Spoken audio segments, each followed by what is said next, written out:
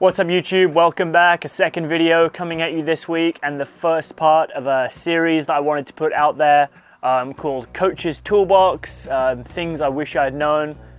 For the last 10 years I've been teaching people to kayak, and for the last 7 of those years it's been my main source of income. So I've taught quite a lot of people quite a lot about kayaking, from very, very small people like kids age 6 up to like very, very old people like in their early 70s.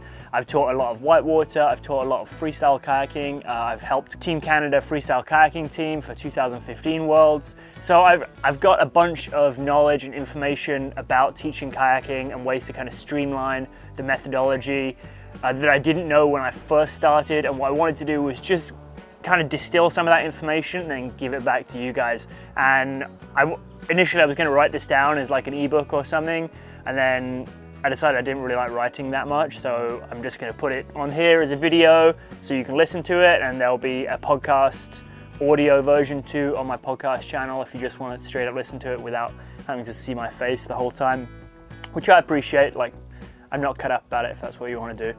The purpose of this video series is to give small knowledge bites to complement the coaching stuff that you're already doing and the knowledge that you already have, and hopefully this will be like little things to think about that can hopefully improve your kind of coaching when you're working with other people, with other kayakers, and helping introduce them to this thing that we all love called kayaking, which is really important to me. So hopefully this will encourage more people to be able to do a better job at delivering their knowledge and so on and so forth.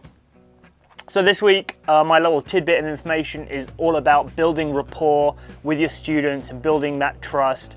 And this is a really obvious thing, and it's really important, and I think it's really, really, really overlooked. And it's something that's easy to overlook if you're not paying full attention and you maybe don't see the importance of it early on. But if you can build a really strong rapport with the people you're teaching and they can really trust you, they are much more likely to try a little bit harder, do a little bit better, push themselves a little bit more, which is going to help them kind of realize their full potential. But it's also going to keep them in a safer position. They're going to take your word for it if you're telling them that something is safe, assuming it is, of course. And that's going to help you just kind of keep everything, all the wheels in motion, especially when you're coaching on whitewater. It's a very dynamic environment, it's changing a lot, and there's a lot that can happen and can change very quickly. And if the people you're working with trust you like very significantly, they'll have an easier time taking direction from you, especially in those stressful situations where people kind of stop thinking. Building that rapport with people starts actually from the very first time you meet them, and I think that's something that's really, really overlooked in the like kayak coaching world. Right when people meet you, they're kind of evaluating you and trying to get a measure of how much you have to teach them and how useful you're going to be to them. And this can be a make or break moment when you're teaching someone to kayak and you haven't even said a single word yet. So the way that you introduce yourself, the way you shake hands, the way you look someone in the eye, these are all very small things, but they're going to add up to a big part of this like initial first impression, which is the first step to building a really good trust relationship with these students, right? So when you meet people, make an effort to make sure you're standing up straight, make sure you don't look like you just got dragged out of the back of your van, even if you live in the back of your van. Make sure you look tidy, make sure you look presentable, make sure you look like you know what you're going to be talking about. Once you're over that initial like first contact, it's important early on in that kind of like group introduction phase of your class that you need to validate yourself early on. And this is a really fine line. You need to give people enough information about your background as a kayaker, both professionally in your coaching work and personally in your like trips and expeditions and what you're doing in your personal kayaking life, so that they know that you know what you're talking about and they can start to trust you. But you don't want to go too far into just bigging yourself up and talking about yourself for a really, really long period of time. It needs to be succinct, it needs to be to the point. You need to say, you know, who you are, where you're from, what you're about, but in a way that's not braggy or boasty. And that's a really difficult line to walk, and a lot of kayakers will fall on the braggy, boasty side, me included. And that can be tough, so just try and be humble, walk that line, but you do need to give enough information about yourself so that people are clear that you know what you're talking about and that you've been around the block a couple of times and you know what's what. If you're starting to teach people to kayak and you're very young, like when I started teaching people to kayak, I was 16, 17, and immediately people have a negative look to you right away because they're like, you're just a kid, like what could you possibly know? And it can be hard to get over that hump initially of being like, hey, like actually I've done quite a bit more than you, and this is the knowledge that I'm trying to get across to you. So yeah, walk that line carefully. Just keep it succinct, keep it to the point, but make sure people understand that you're there because it's your job and you're good at it. And then you should be able to move on to the next most important part, which is to find out more about the people you're teaching, right? So that trust relationship is a two-way thing. Like you have to trust them and they have to trust you. So we've talked about them trusting you. Now you've got to take some steps to trust them, right? You need to learn some names. This is tough. Like I really struggle with names.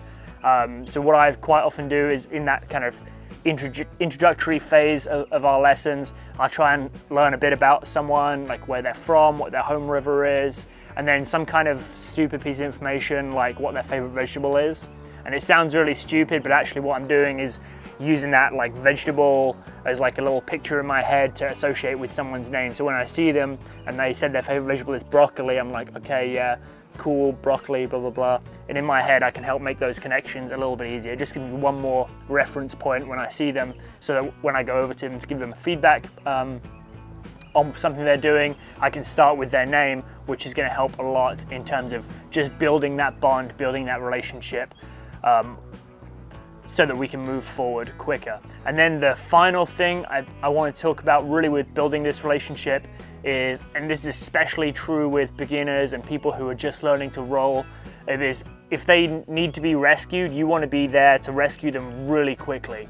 And you want to be doing that every single time. And if that means you have to kind of slow the flow of your class down a little bit so that you can be that little bit closer to make that T rescue, to make that hand of God, but you can actually execute that every single time, it will become very clear to them very quickly that you are directly helping to keep them in their boat and keep them upright and to keep them happy. And that will help build that trust bond really, really fast. And so if it means you have to like run a rapid 5 times so that you can run like right next to someone and do a quick hand of God if they need it, that's going to build trust massively and very, very quickly, which is what you want. And it's going to help people progress with you faster, because now when you give instructions and you give feedback and you give advice, they're going to be more reciprocal of it. So that's all I've got really on building rapport and building trust. Like I said, it's something that I think is really, really important and often really overlooked. So think about it. Let me know if this has been a helpful video for you. If it has, leave some comments, and I'm going to try and do a bunch more of these Coach's Toolbox videos. And if it's not, that's cool too.